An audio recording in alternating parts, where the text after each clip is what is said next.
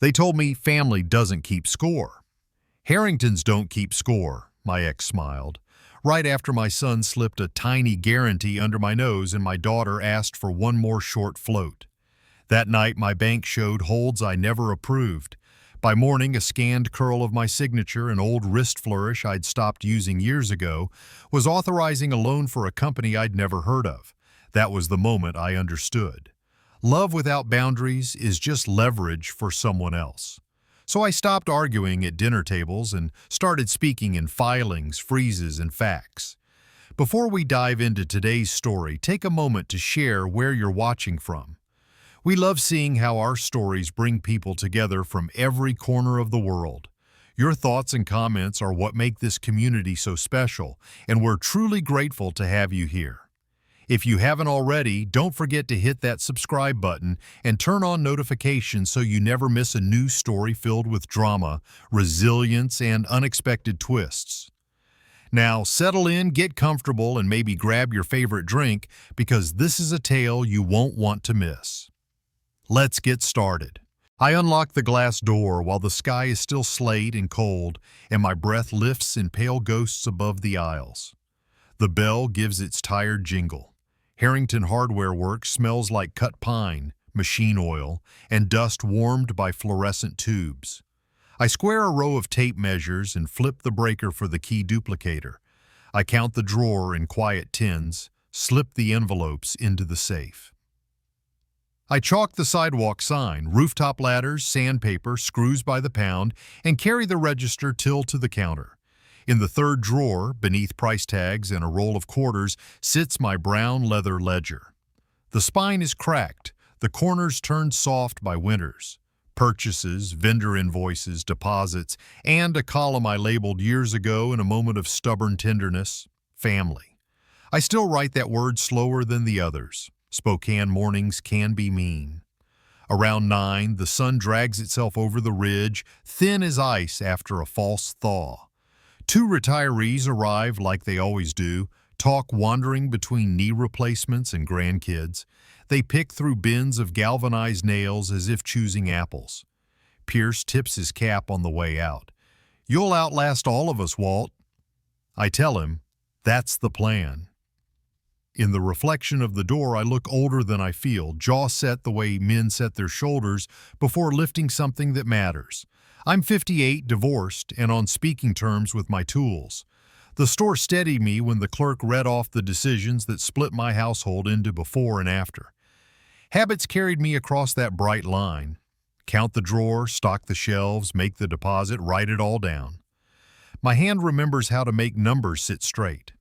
The ledger is a thin strap around a piling at the edge of a moving river. I have believed for a long time that it keeps me from drifting. I keep another belief close, like a carpenter's pencil behind the ear. A father provides. When my son Connor leaned on this counter with eyes bright as salesmen's promises and said, "Just one more push, Dad," I opened the ledger and wrote the figure. 7,500.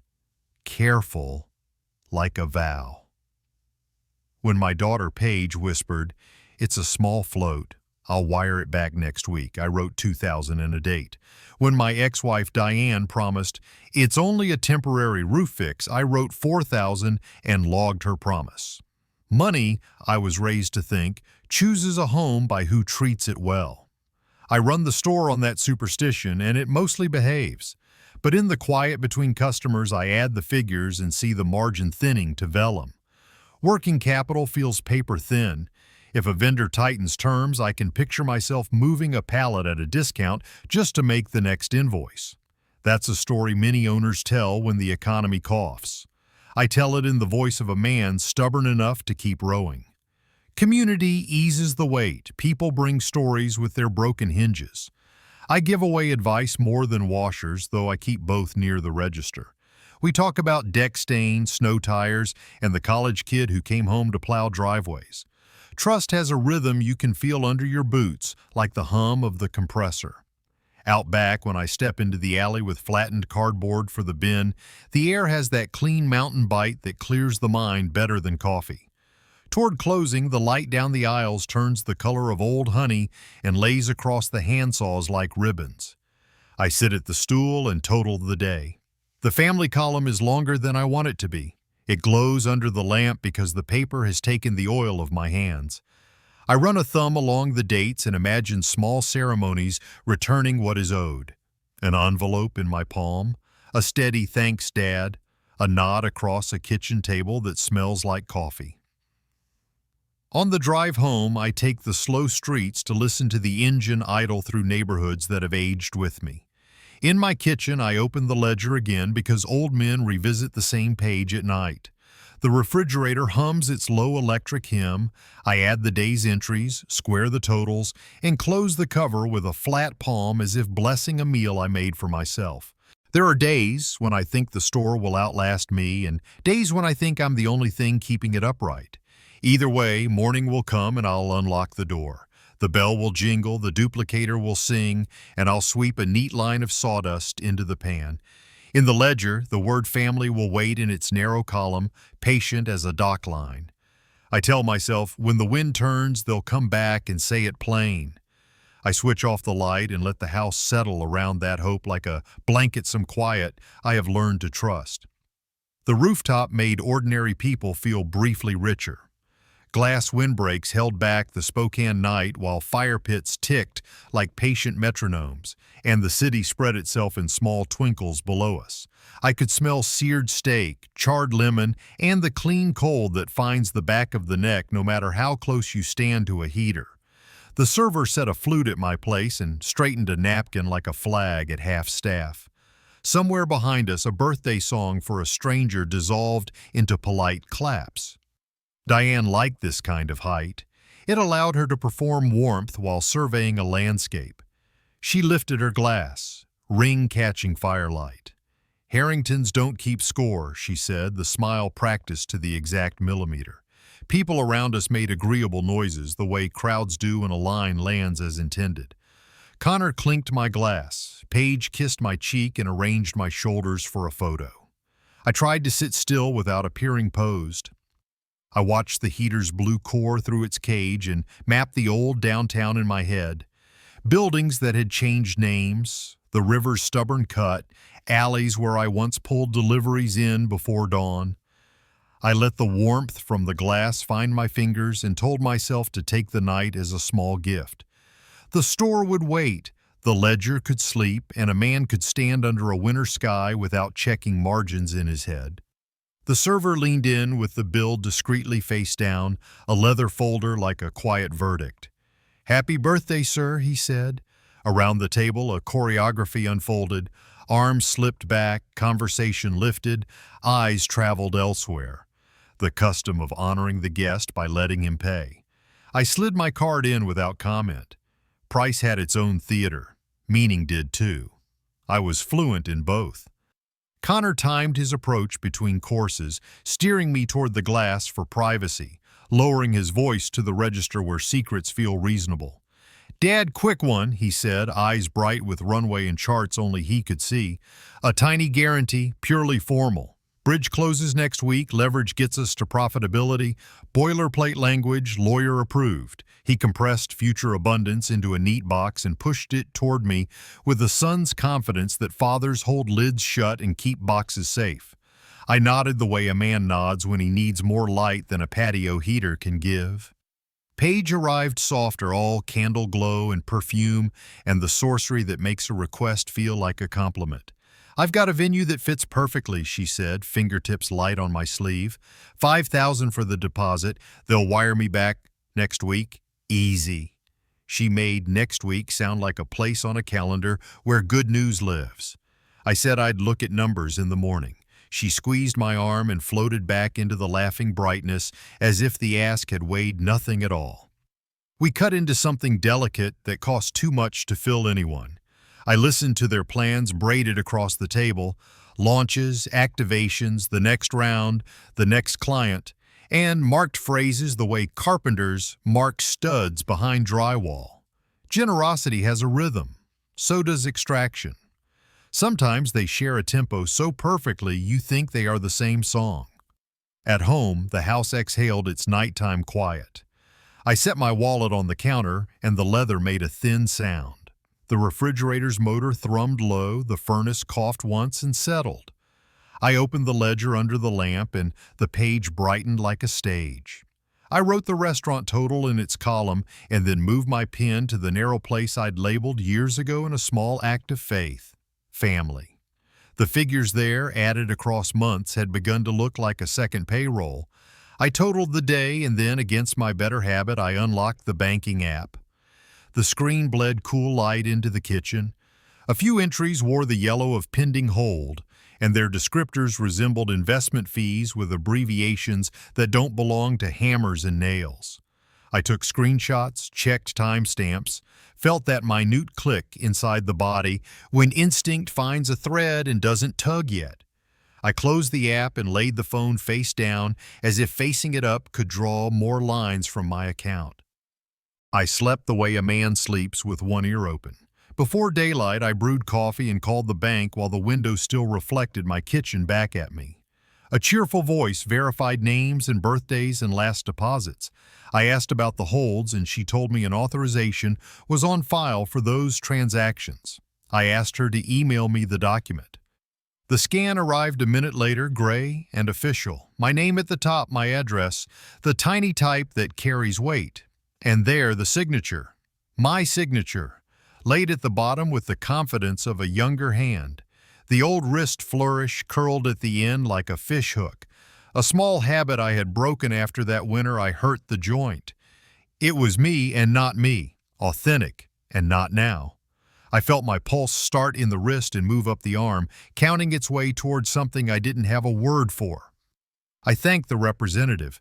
"We can provide the original upon request," she said. I wrote down her name, the case number, the exact time.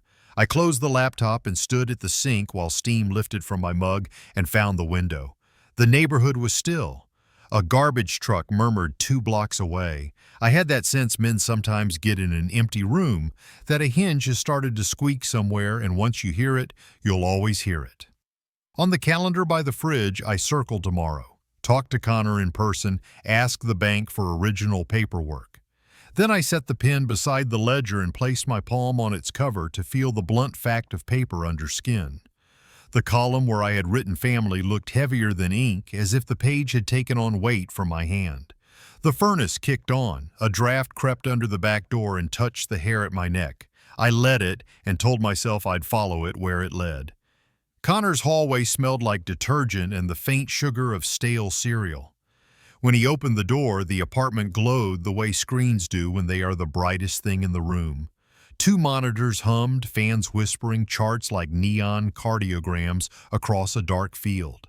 He wore a hoodie and bare feet in the restless optimism of a man who thinks time is a convertible currency. Coffee breathed from the counter. I kept my hands in my jacket pockets to keep them from doing the old fatherly pat that means everything will be fine. I told him I wanted the authorization tied to the bank holds I'd seen the night before. I asked for originals or PDFs, the exact wording, dates, and who initiated them. His eyes did that move people make when they reach for the best story available and hope it will be enough. He said it was a temporary advance mechanism, a settlement cycle thing, all boilerplate. "Don't spook the bank," he added, as if my concern were a loud gesture at a quiet party. I pointed at a tab labeled Runway and said we could talk about Runway after I saw paper. He drummed his fingers, then mentioned that everything had been notarized already. Norman Briggs, he said, the neighbor for the family. I lifted the name like a bolt from a bin, heard the thread count, and put it in my pocket. Briggs had turned a spare bedroom into a notary station. The laminated commission certificate hung crooked beside an elk calendar. A kettle left its rings on a side table. The tea he poured tasted like the box it came in. He produced a journal with the deflated look of an old wallet. I asked what he notarized, when, and under what identification. He spoke with the soft assurance of people who consider themselves helpful. Diane, he said, told him I had some temporary health trouble and needed family assistance. It was, as he repeated twice, a family matter. He slid a stack over. The authorization form felt too slick, like paper meant to persuade more than to record. My signature waited at the bottom with confidence and a problem. The line had the familiar flourish I used to make before the winter I hurt my wrist. The scan showed faint pixel stares at the curve, the kind a copier leaves when it drinks too little toner. The date line glistened with a different blue, wetter than the rest. I asked to see the journal entry. He showed me a thin line. My name, a time, a commission number. The ID section was sparse enough to whistle through. I took photographs of the page, the seal impression, and the authorization, thanking him as if he had loaned me a ladder. He hedged once, the way people do when their own certainty loosens. Diane said you'd already approved the durable paper, he offered. The word durable touched down with a weight that bent my thought. I asked which paper he meant. He said he assumed it was the long one, durable power of attorney filed a few weeks ago. He lifted his shoulders like an apology to the room. I felt a small, precise turning inside me, a ratchet engaging a new tooth. I walked back through Spokane under a sky the color of old zinc and let my breath steam while I took stock. The part of me that wanted to call everyone and demand truth had to sit in the back. The part that knows screws, sizes, and sequences took the front seat and unfolded a plan. Paper first, feelings later. By the time I reached the store, light had gone thin and winter pale. I flipped on the office lamp and fed the day to the scanner until the machine smelled faintly like warm plastic. I built a timeline on yellow legal paper. Rooftop asks, the bank holds, the notary visit. I taped the photographs to the edge of the desk and wrote annotations like a man laying out cuts before he raises a saw. I saved screenshots of the pending holds with file names and timestamps. I pulled the ledger from the drawer and marked earlier loans in neat lines, 2,000, 7,500, 4,000, and underlined the dates like ribs under a thin shirt. The pattern was no longer a hunch. It was a shape on the table. At 6, I typed one group text to my family. All transactions bearing my name cease immediately. I added, send PDFs of any instruments today. I finished, further discussion in writing only. Connor replied with jargon and an accusation of overreaction. Paige sent a heart and let's chat later, Diane called. I let it ring until the sound felt like a question I didn't owe. Night settled in layers. The store went to sleep around me, compressor ticking, metal contracting the front door, making its soft throat clear before silence. I packed the papers, locked the safe, and drove home with the radio off so I could hear my own inventory. The kitchen lamp pooled a circle of yellow. I set the ledger and the printouts in that pond and studied the edges where truth tends to hide. I wrote a checklist on an index card, revoke, POA, fraud notices, temporary asset protection, and drew 3 empty boxes that felt like promises I could keep to myself. The alert sounded near 9. My IRA app lit with a banner I hadn't asked for. Portfolio conversion pending. The words might as well have been painted on my front door. I took the screenshot, recorded the timestamp, and printed the notice. I pictured my future shrinking to the size of someone else's plan. I poured cool water into my palm and rubbed my face as if I could wash off a film. The bank's portal let me search document titles. I found it by the bureaucratic name that always makes power sound harmless. Durable power of attorney. Dated 3 weeks back, the PDF opened with a click that felt too soft for what it carried. My name black on white.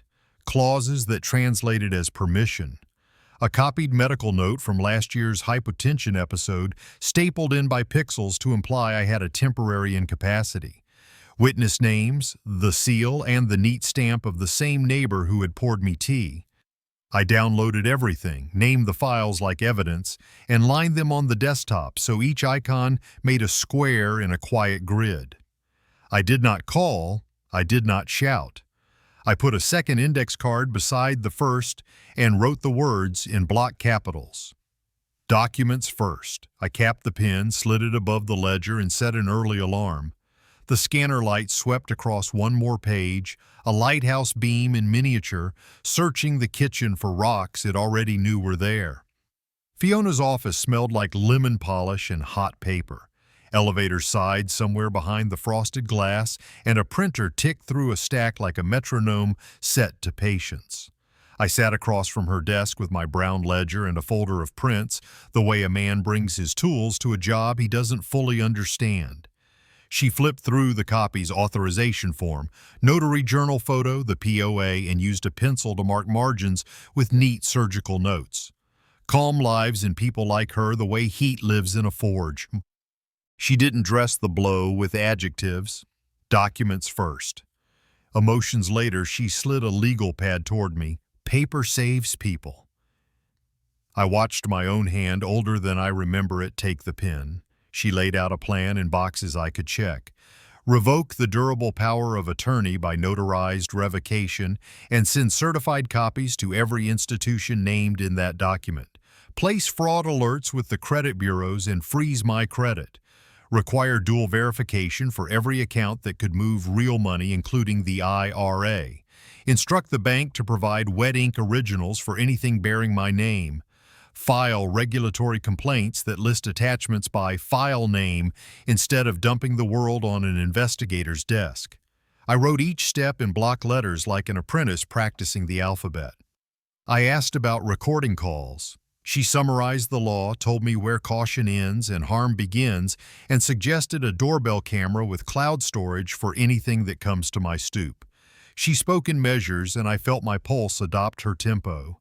I am not a man who's at home in a courtroom, but I can follow a checklist through a burned joist. For the first time in days, the task had edges. The bank branch opened with the same antiseptic brightness all banks share. A woman in a slate suit shook my hand and sat me at a desk with a monitor angled so we both could see. I slid the revocation across the surface and asked that it be imaged and appended everywhere the original POA had been used. I requested account-level notes that no third party can access or act without my direct in-person consent. Understood, she said, voice clipped to efficiency. I asked for a printout of current authorizations queued against my accounts. She excused herself and returned with a stack and a paperclip. The sound of the clip slapped onto paper felt like a door locking. Back at the store, I turned the office into a small operations center. Fraud alerts went on my file at the 3 bureaus. I wrote down the confirmation numbers, the dates, the exact minute. I toggled freezes and tested the new pins like a man tests a guard on a blade. I disputed the IRA portfolio conversion, demanded reversal pending investigation, and saved the ticket number in 3 places. I emailed bank compliance and attached the photos from Briggs's journal and the authorization page, naming the discrepancies without theater. Scan artifacts on the signature line, mismatched ink on the date, sparse ID details in the notary log. I asked for images of wet ink originals or the institution's attestation that none exist. I moved to regulators next, state consumer protection and the federal portal, writing the short, disciplined narrative Fiona prescribed and listing the exact files attached. It felt sterile to compress what I felt into bulletproof sentences, but sterility is useful when you're trying to stop a spread. The cursor blinked. I sent, then printed confirmation pages and slid them into a fresh manila folder labeled with today's date and a black marker line steady as a level bubble. I installed the doorbell camera in the late afternoon light. The drill bit groaned through siding, a sound I trust. The unit chimed alive and spoke through its tinny speaker, "Begin setup." I linked it to cloud storage and triggered a few test events, watching my own figure walk in and out like a ghost haunting a house he still owns. I photographed the mailbox door and lock in their current condition to create a baseline. If a thing changes, I want proof that change had a before. Then I cleaned. People don't count that as security, but order is a kind of lock. I changed passwords in a new manager, enabled 2-factor on everything that mattered, and created an email alias just for institutions and counsel. I built a template reply for my phone. Please send in writing to counsel. No transactions authorized. Protocol steadies the hand. My hand stopped shaking. Evening came with that particular Spokane blue that rides the line between day and night. At the kitchen table, I assembled a thick little stack of certified mail envelopes, addresses for each institution on the POA, one for Norman Briggs to put him on notice about the revocation, one for the branch manager with my case number inked in the corner. I printed Fiona's checklist and set it beside the ledger, two kinds of inventory telling the same story. The doorbell pinged once when a neighbor's cat wandered across the porch. I watched the clip save and felt something like relief, a small wing beating inside the ribcage. I sent one final consolidated message to the family group thread. The words were unadorned. All instruments bearing my name are void without my direct written consent. No in-person discussion, written only through counsel. No one has access to store systems or accounts. Connor's typing bubble appeared, disappeared, and did not return. Page sent nothing. Diane's name flashed twice with a call that I let die. I set the phone down as if it were a hot tool and cooled it with distance. The house sounded like a shop after closing, compressor resting, wood relaxing in its frame, nothing moving that shouldn't. I taped a sticky note to the refrigerator. Review full credit files with Fiona. Thursday. Beneath it I wrote 3 boxes. POA revoke, sent. Fraud alerts, freezes, done. Asset protections, ongoing. 2 strong black checks, one open like a promise I intend to keep. I turned off the lamp and stood a moment in the doorway to listen to my place hum. Repair is work you do before anyone thanks you. It looks like empty rooms and tidy stacks and envelopes with green tracking stickers. It feels like a shop after a good sweep. Quiet, clean edges, sawdust in the dustpan and not in the lungs. The house sounded like a shop after closing, compressor resting, wood relaxing in its frame, nothing moving that shouldn't. I taped a sticky note to the refrigerator. Review full credit files with Fiona. Thursday. Beneath it I wrote 3 boxes. POA revoke, sent. Fraud alerts, /freezes, done. Asset protections, ongoing. 2 strong black checks, one open like a promise I intend to keep. I turned off the lamp and stood a moment in the doorway to listen to my place hum. Repair is work you do before anyone thanks you. It looks like empty rooms and tidy stacks and envelopes with green tracking stickers. It feels like a shop after a good sweep. Quiet, clean edges, sawdust in the dustpan and not in the lungs. I went to bed early with my clothes folded on the chair as if morning were a shift I needed to clock into without thinking. Protocol over panic, paper over pleading, steps over storms.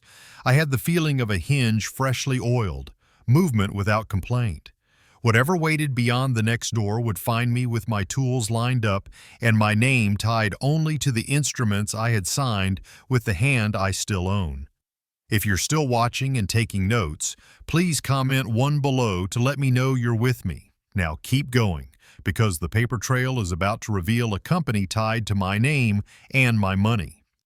The full credit files came through as the store opened, my printer heating pages until the room smelled faintly of warm plastic and ink. I stood at the counter under the old honey of morning light and let each sheet slide into my hand. Names, trade lines, inquiries, order pretending to be calm. On page 5, the fuse lit, Silver Fir Capital, LLC, an Idaho registration. A mailbox rental near Connor's old campus, my name tagged by association like a thumbprint in wet paint. I set the report beside my ledger and began mapping dates. The file showed a bridge loan for $85,000 in 2 tranches.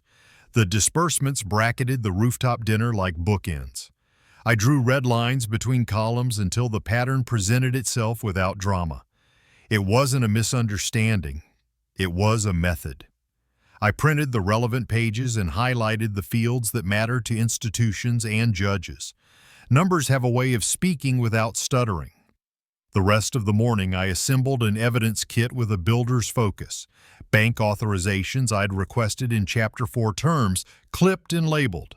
The notary journal photo, the authorization page with its scan artifacts and mismatched ink. The durable power of attorney with the copied medical notes stapled in by pixels. I laid the new credit report findings on top like a roof.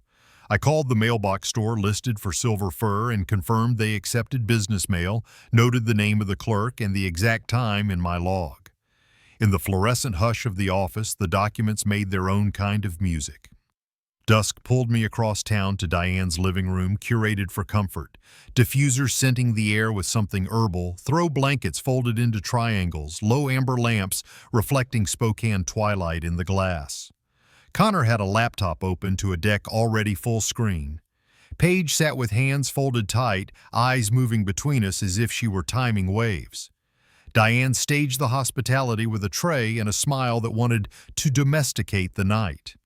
Connor began with runway and projections, slides tidy with arrows pointing up. Family office support appeared as a bullet that looked harmless until you knew its teeth. It's a flexible vehicle, he said, of silver fur, paper formalities to streamline partner capital. He called the guarantee purely paper. He had learned to compress risk into a tone of voice. I laid my printouts on the coffee table in sequence. The credit report page showing silver fur and the bridge loan, the bank authorizations already queued against my accounts, the authorization bearing my old wrist flourish and the notary journal line too thin to hold weight, the durable power of attorney dated 3 weeks back with a stapled doctor's note from last year's hypotension episode. I spoke only to dates and authority. The room went still in the way rooms do when something simple replaces something convenient. Paige asked in a soft voice if this could be a misunderstanding that would look different with context. Diane suggested we let the kids finish the quarter, as if time were a solvent. Connor's color thinned, but his mouth kept moving, filling the air with language that had served him in friendlier rooms. I did not raise my voice. I returned to documents, tapping fields with a finger used to find studs behind drywall. Then I set down Fiona's printout, an email chain from Connor's partner about selling my store's customer data, emails and purchase histories, for lookalike audiences via the POS API. Connor had installed "to help" last year. The words lay there without adjectives. Consent was never asked. Authorization was never granted. Liability was mine if harm touched a neighbor. Paige's eyes flicked to me in a way as if the light were too bright. Diane's composure lost a degree of polish. Connor tried a new defense. "It's anonymized," he said. "Industry standard." I answered with the only standard I recognize: authorization and consent. The absence of both was not a rounding error. I drew a small boundary in the room with plain language. No new instruments, no access to store systems, and all further communication in writing. I collected my copies, slipped them back into the folder until the stack had the weight of a tool, and stood without asking anyone to agree with me. A man doesn't debate gravity. Night brought me home to a kitchen that has learned to wait. I cleared the table and built an indexed binder with tabs like a clean frame: A for power of attorney, B for notary, C for LLC and loan, D for bank authorizations, E for email and data. Each section took its piece of the story and kept it from bleeding into the others. I updated the checklist. LLC verified. Checked. Loan matched to timeline. Checked. Data misuse evidence printed. Checked. The pen left 3 dark ticks that felt like the opposite of rage. On a single sheet, I printed the word decision and drew 2 columns. Confront and appease on the left, law and process on the right. Under the left, I wrote the things fathers do when they want to protect love with comfort. Hear them out again, extend grace, wait out the quarter. Under the right, I wrote the things custodians of legacies do when they mean to protect more than feelings. File, freeze, notify, recover, secure, and, if needed, prosecute. The right column was already half full. I made tea that tasted like warmed water and sat in the quiet that feels like the inside of a good tool chest. Everything in its place, each edge capped where it should be. The store's customer list is not lines on a spreadsheet. It is people who have asked me what size anchors to use in plaster and which finish holds up to winter rain, people who bring their kids for the first key to their first apartment. The thought of that trust being fed to a machine like scrap wood into a chipped blade settled something final in me. I slid the decision sheet under the binder's cover and set an early alarm. The house held its breath the way shops do after closing, compressor resting, wood loosening in its frame, no movement except the kind you can account for. Somewhere in the room, a hinge gave a small, honest squeak. I had the oil and the rag laid out. The next turn would be mine. Fiona's office held its own weather, lemon polish, warm toner, a pane of fall light glazing the edge of her metal pen. I set the binder on her desk, tabs A through E, like joists across a span. She paged through without comment, pencil making small hatch marks in margins where the story needed framing. In my chest, something skittish settled. I had brought her the deck and the documents. Now I needed a venue, not an audience. She summarized the terrain with the calm of a mapmaker. Instrument misuse, an entity shell, an $85,000 bridge loan using my name as scaffolding, a plan to siphon my store's customer data through a POS integration I never blessed. The risks were not theatrical. They were practical. Reputational bleed in a small city, civil exposure if a neighbor's privacy got scraped, ongoing asset leakage if the paper pipeline stayed open. She drew a grid, private settlement with escrow and NDAS on one side, formal legal route on the other, civil recovery paired with regulatory and criminal referrals. You don't need volume, she said, you need venue. Then, paper is leverage. I signed the retainer addendum because the choice had already been made in the way my binder lay squared to the desk. We authorized the first volley. Demand letters, cease and desist, repayment terms, a 30-day window, no contact outside counsel, to be sent to Connor, to Paige, to Diane. Preservation notices to the POS provider and any third party named in the email chain. Freeze all data flows, forbid deletion. Bank counsel escalation. Extend account freezes where suspicious flows had queued. Demand originals for every guarantee bearing my name. Contest any association with Silver Fear. A referral packet for economic crimes. Detective Jordan Patel to be the receiving door. I asked one question that mattered to Pride more than posture. What would this look like? Not just in paper, but in time? Fiona answered in weeks, not hours. Some doors would open like automatic sliders. Some would need a key and a patient hand. She slid me a step list printed in 12-point, black as a carpenter's line. I folded it and felt the edge print my palm. I did not feel brave. I felt accurate. At the bank, antiseptic light again, a new desk, a different nameplate. I presented the revocation I'd filed and asked that it be imaged wherever the original POA had been used. I requested institution-level notes, no third-party actions, no external links, in-branch verification for any movement over a threshold we set in round numbers that felt human. I asked for attestation, wet ink originals, or a written acknowledgement that none exist. The representative spoke in confirmations and ticket numbers. My pen wrote them down as if ink were an anchor. Back at the store, I called the bureaus and confirmed freezes and fraud alerts. I requested supplemental statements appended to my file, a short note disputing any association with Silver Fear. It felt like taping a sign to a door that shouldn't have been opened, but signs help inspectors and future versions of yourself. I logged each confirmation in the ledger's margin where family used to live. The column would not be erased, it would be repurposed. The city building where economic crimes keeps an office smelled like disinfectant and old carpet. Fiona met me at the security desk and we rode up without small talk.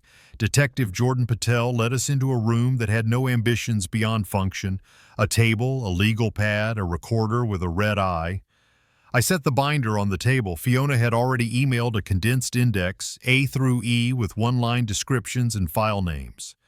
Patel listened the way some mechanics listen to engines, chin still, eyes on the part that rattles but shouldn't. I summarized without adjectives, signature repurposed, notarization questionable, Durable POA used to open lanes, an LLC loan with my name as guarantee, a plan to move customer data without authorization. Patel's questions were clean. Who benefits, what dates match, where paper departs from procedure. Facts travel better than outrage, he said. Your calm is evidence, too. He explained thresholds, chain of custody, and how criminal and civil lanes can run in parallel without tripping each other. He asked me not to delete anything, not a voicemail, not a half-typed text, and to forward all incoming contact to a case email. He would request records from Briggs and from the bank, and he might issue preservation letters of his own. I asked what happens if the data had already touched third parties. He didn't promise what he couldn't. The law has remedies. They aren't time machines. Evening pushed us out of offices and back into the lives we had chosen. At my kitchen table, under the lamp that makes paper gleam like wet stone, I assembled the notice package. Demand letters, 3 addressed, each with a certified mail slip like a green tag on a new tool. Cease and desist on data access, no contact outside counsel, 30-day repayment window, all dates in Arabic numerals, all verbs pointed forward.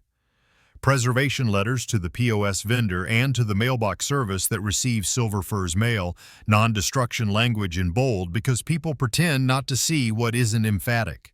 I emailed copies and watched the delivery receipts blink into being. On my phone, I finalized the template reply. All communication in writing to counsel. No authorization for any transaction. No apology, no signature beyond my name. A sentence is offense. I set 3 calendar entries, day 10, day 20, day 30. A man who runs a store knows to check inventory before the weekend. A man who runs a crisis checks before deadlines. When the envelopes were stacked and the emails sent, I took out an index card and wrote a creed in ink. Love is not a waiver. Stewardship before sentiment. Consent is the bolt. Policy is the nut. I slid the card into the ledger where it could rub shoulders with old numbers that had once tried to play the part of love. The doorbell camera caught night breathing past the porch. The clip saved itself to a cloud I could name. I rinsed my mug and placed it upside down to dry, a habit that has nothing to do with law and everything to do with sleeping. I did not wait by the phone. I waited by the file. The house settled like a shop after closing. Nothing moving that shouldn't. Each tool returned to its hook. Clocks ran at their honest speed. Somewhere a radiator clicked the way metal admits heat. Out there, people would decide what to say and what to send and what to save. In here, I had chosen the column I meant to live by. The next signatures would belong to me. The next steps were numbered. The rest could knock on the door and announce itself to the camera like anything else that has business at this address. Morning arrived with the printer already warm, the office smelling faintly of ink and cardboard dust. I stacked certified mail receipts on a clipboard and opened email. The bank's message landed first. Account notes live, external links removed, large movement transactions locked behind in-branch verification. I wrote the ticket number in the ledger's margin where the word family used to live. A second email blinked in from the IRA custodian. Portfolio conversion halted, dispute under review, a case ID like a small fence planted in the ground. 3 bureau confirmations followed, freezes active, fraud alerts appended, my supplemental statement disputing any tie to Silver Fear now part of the file. The acknowledgments looked plain to anyone else. To me, they were valves closing. The POS vendor replied to the preservation letter with a clipped affirmation. I saved the PDF into the binder's index and logged the time to the minute. The mailbox service confirmed receipt of the non-destruction notice. I added both to a short list titled Things That Will Matter Later. In my pocket, the phone buzzed again. Detective Patel. Records requests served on Norman Briggs and the bank. Non-destruction notices out. I read the lines twice to let their weight settle. Then a voicemail icon appeared from Briggs himself, the waveform tiny as a penny. I listened once, pen ready. He sounded winded, like a man outpacing his shoes. This is a misunderstanding, strictly a family matter.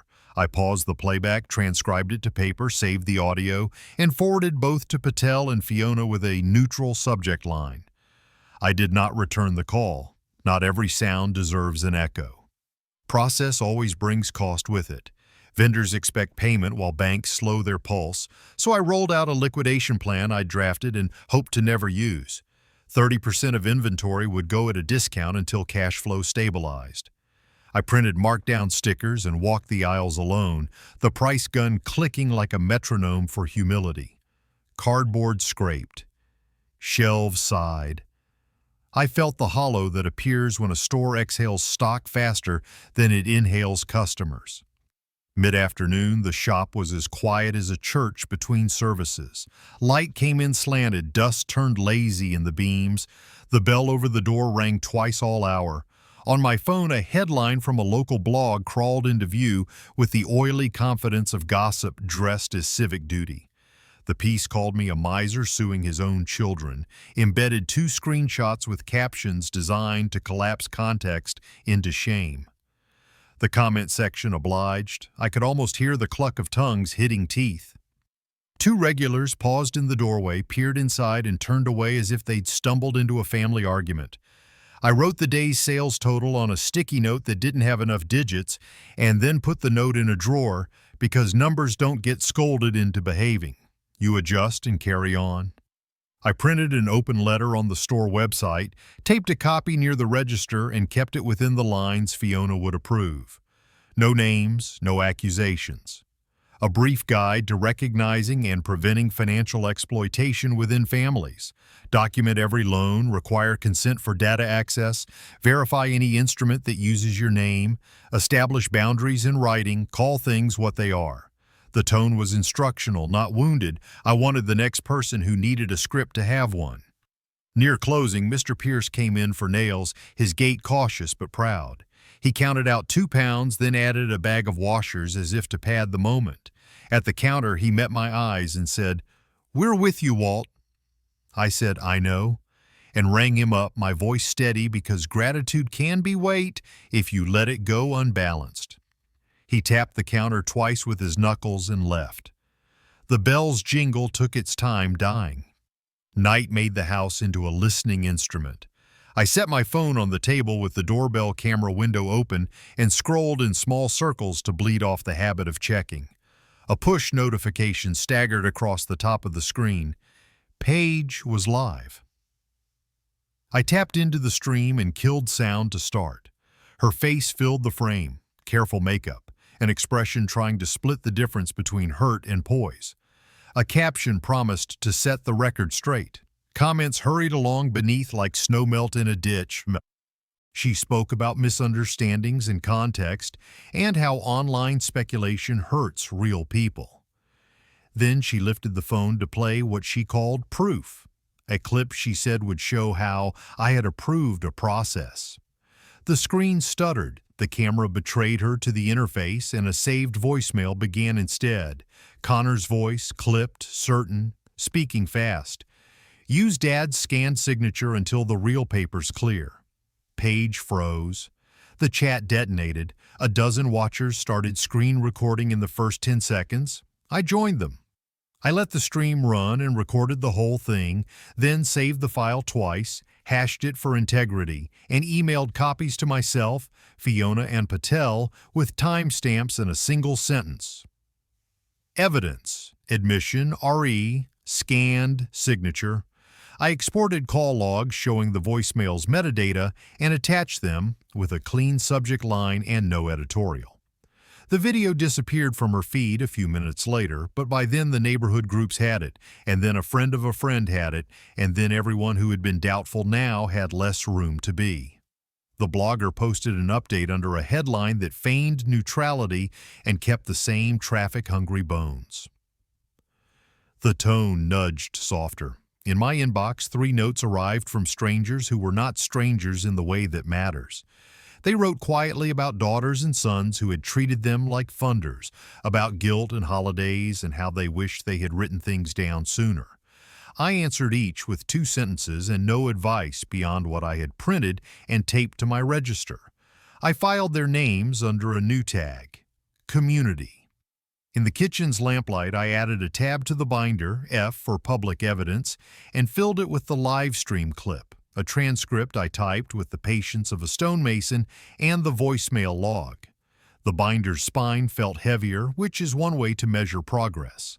I set calendar entries for meetings with Fiona to draft repayment terms and with Patel for next procedural steps.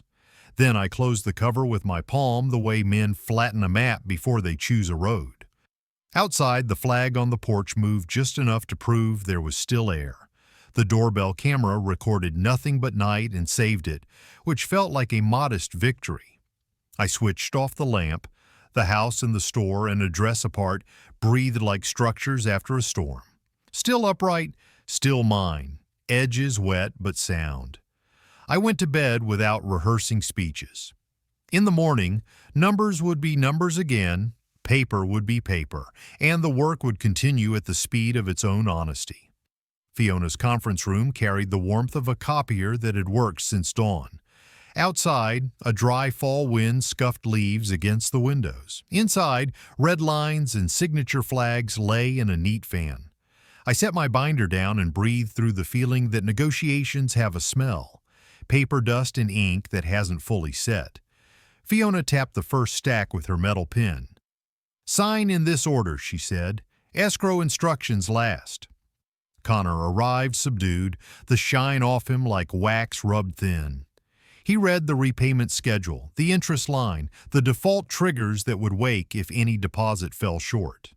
The domain transfer paper sat beside it like a second spine. He didn't argue with verbs that marched. "Understood," he said, and the word landed with unfamiliar weight. He e-signed the asset sale agreement for his software and placed his initials where the escrow would receive any proceeds before he saw a cent. Paige's hands trembled at the edges but held. She signed a written apology on letterhead Fiona provided and a structured repayment plan scaled to her unauthorized spend. It wasn't much compared to the bridge loan, but it was honest, and honesty has a way of holding more than numbers. Fiona slid a separate sheet across the table. Community service terms with a local nonprofit that teaches data ethics and privacy. Paige read, pressed lips together, and nodded. "I'll show up," she said. We didn't negotiate with Diane so much as require. The agreement recorded a lump sum sourced from selling her SUV, a non-interference clause, and a rule: no direct contact outside counsel. She initialed each paragraph in a tidy hand. No speeches, no performances. Paper took the lines words would have bent. "Preservation letters stand," Fiona said, marking her copy. "POS keys rotate today, data flows frozen." She flipped to the escrow appendix. "Deposits feed here, only 2 exits. Your recovery and taxes. You have audit rights, monthly statements, and the right to inspect the sale contracts for Connor's assets." Detective Patel called in from a city office that sounded like old carpet. "Received the live stream clip and voicemail," he said. "Preserve everything." Criminal lane proceeds in parallel. The call clicked off. That lane would run its own speed. Ours had signatures to stack. We signed until the room felt lighter. Copier warmth, envelope glue, the click of the notary's embossing tool. A small orchestra of closure. When the last tab flagged shut, I stood in the hall and let the wind cool the ink on my fingers. Relief came without euphoria. This wasn't a ribbon cutting. This was lumber stacked square. Back at the store, I moved from signatures to implementation. The registrar pushed through the domain handoff. I saved the change confirmations and printed a screen that showed the new owner of record like a deed. My email dinged, "Escrow deposit received." The clerk's line was as plain as a receipt, but it changed the air. I opened the ledger to the column that used to read family and wrote the date, the amount, and a small box I could check later. I set calendar reminders for monthly escrow verification and a quarterly review with Fiona. Discipline is what keeps relief from turning into drift. We hired an independent accountant by afternoon and opened a 5-year audit. It felt like inviting someone to check the seams of your house with a flashlight, and I welcomed it. I began drafting a policy document for data access, least privilege, written consent, change logs, quarterly access reviews. The POS vendor acknowledged the permissions reset. I rotated API keys and enabled two-factor authentication, capturing baseline screenshots and tucking them into a fresh tab. Screenshots are the tape you leave around a door after you've set it right. On the store site, I posted Protecting Family Finances and Customer Privacy, a one-page checklist anyone could follow. Document loans, demand consent, verify instruments, revoke bad paper, report when you must. I printed a stack on white cardstock and taped one under the register glass. No sermon, just a tool ready to hand.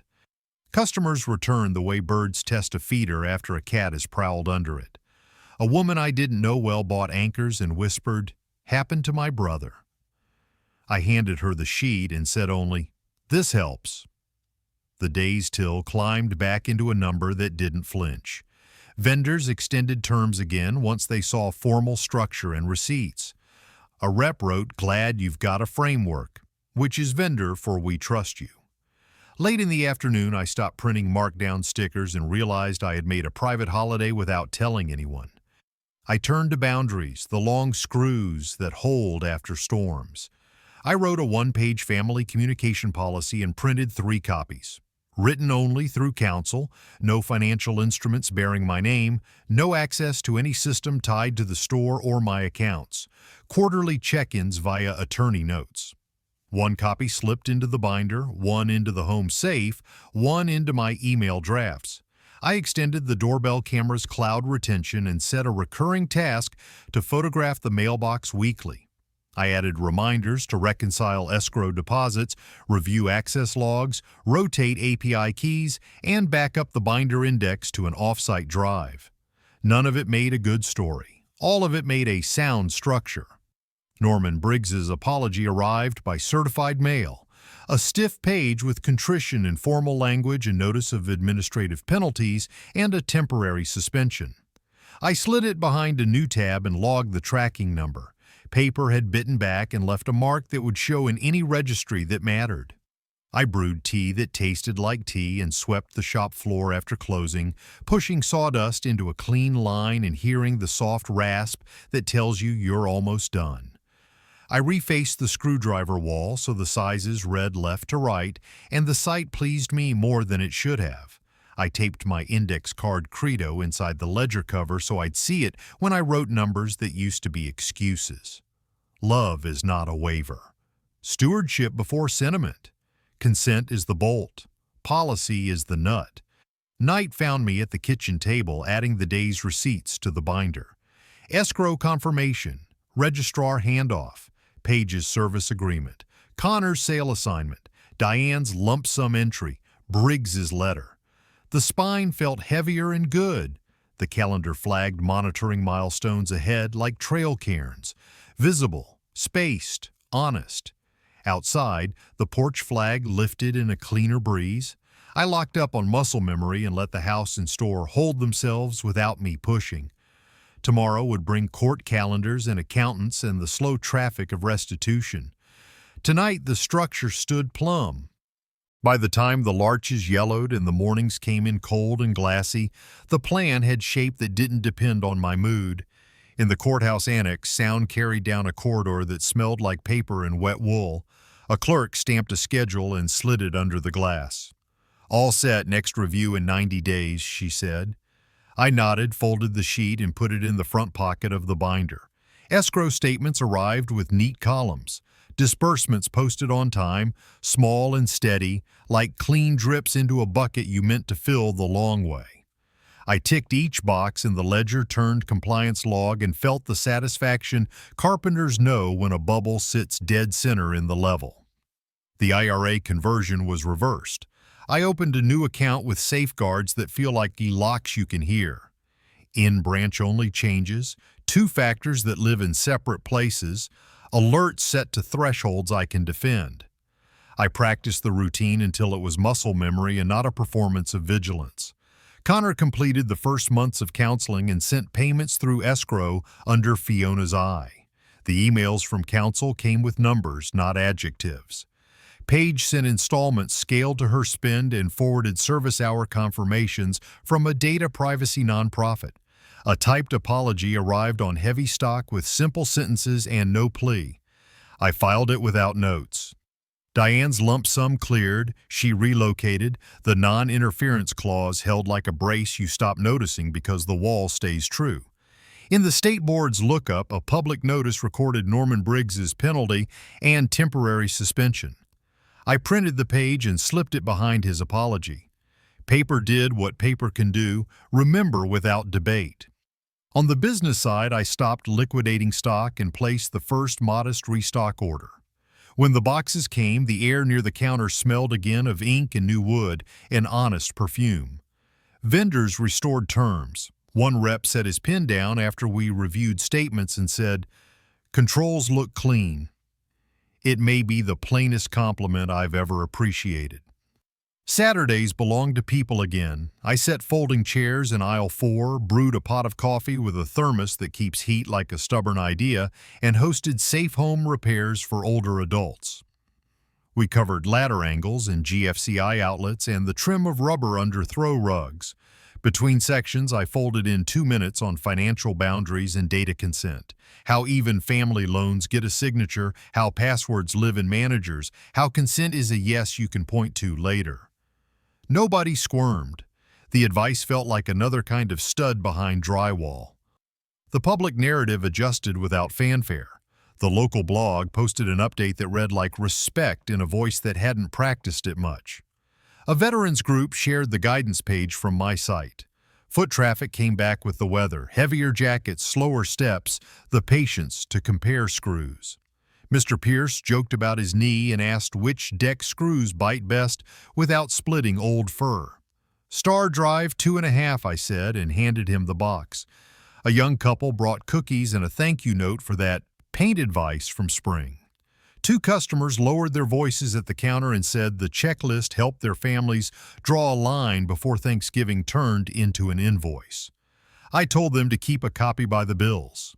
At day's end, the cash drawer closed with a count that didn't win anything but prove something. A vendor stopped by, looked down the bright aisle of fasteners, and shook my hand. "Framework works," he said. The sentence was ugly and perfect. At home, the house held its evening shape. I verified escrow deposits against statements, saved PDFs, and ticked calendar reminders the way you water plants. Small acts that add up when you keep them boring.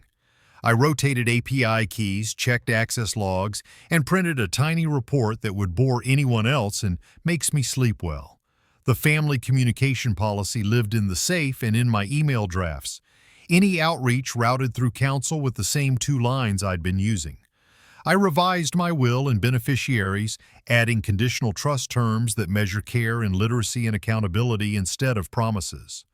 The law can teach you to speak without shouting. It can also teach you to love with fences. I took a slow walk through the little yard behind the house and checked the saplings I'd staked in late summer. The hose hissed. Soil held a clean, mineral smell that has its own calendar.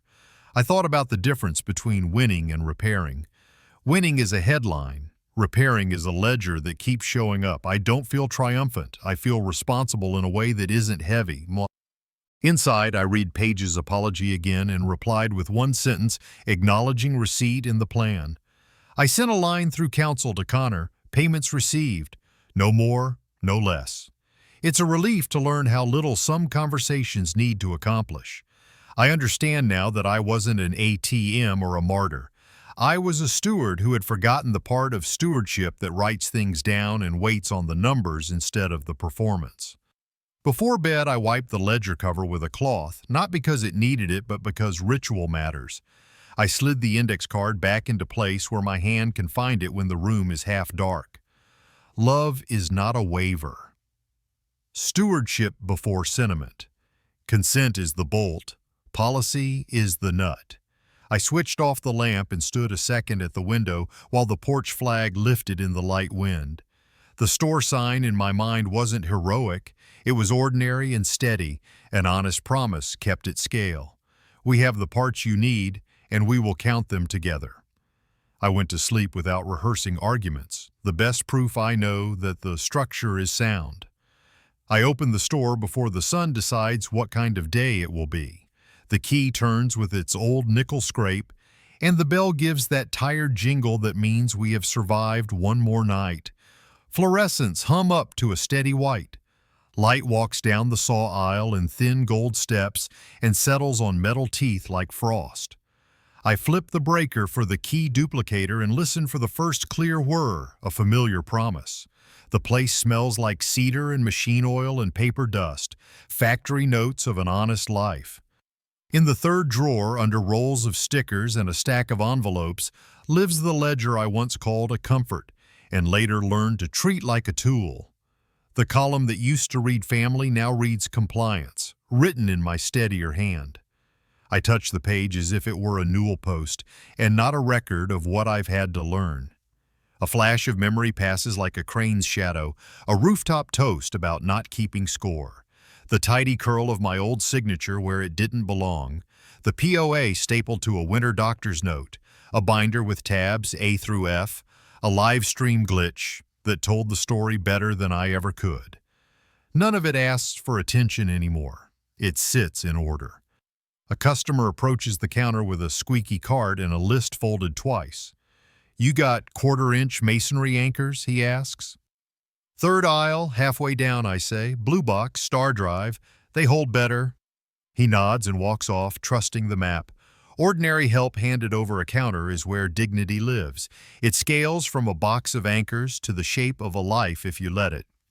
Here is what I would tell you, without lecture and without heat. Write it down before it hurts. Every loan, every permission, every access. Put it on paper, sign it, date it, and keep it where you can reach it when memory starts bargaining. Consent is specific. Family is not a blanket authorization. Your name is not a spare key hanging on a nail by the door. Move slow enough to read what carries your signature.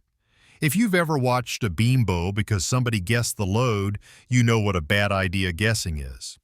Venue over volume. I have seen shouting burn calories without moving a hinge. Institutions move at their pace, but that pace turns out to be the pace of protection. Filings, freezes, affidavits, notices, tickets, attestation, escrow. Process is the way truth learns to walk in public. Fiona said, "Paper saves people." And she was right.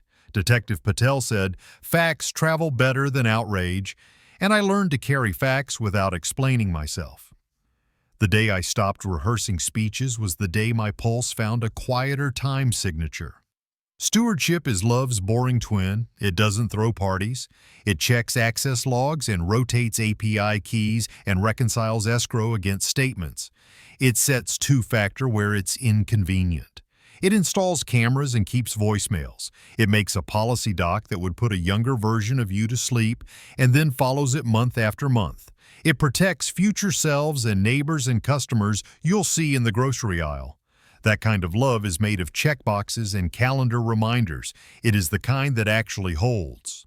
Forgiveness isn't a coupon. You can acknowledge progress while enforcing consequences. I accept Paige's service hours and her installments without erasing the harm. I record Connor's payments and note his counseling without erasing the structure that keeps both of us upright. I recognize Diane at a distance without training for a reunion. The line between grace and waiver is thin until you write it down. Then it becomes a rail you can hold on to when the weather shifts. Inside, I read Paige's apology again and replied with one sentence, acknowledging receipt in the plan. I sent a line through counsel to Connor, payments received, no more, no less. It's a relief to learn how little some conversations need to accomplish.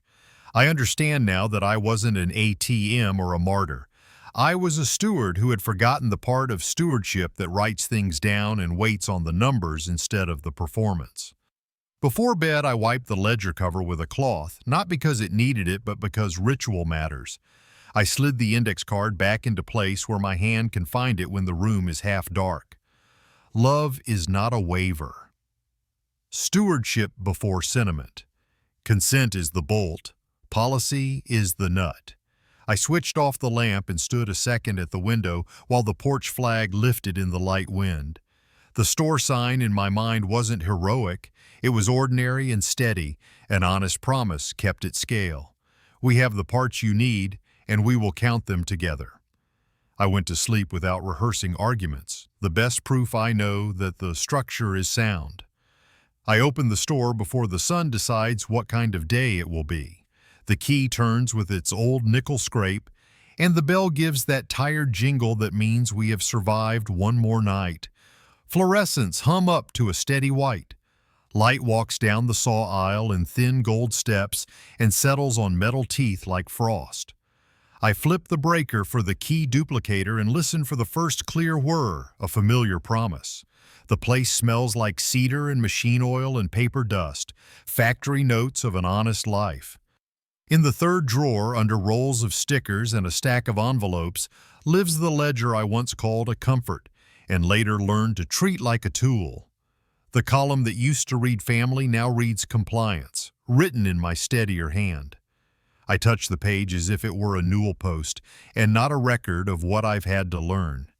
A flash of memory passes like a crane's shadow, a rooftop toast about not keeping score.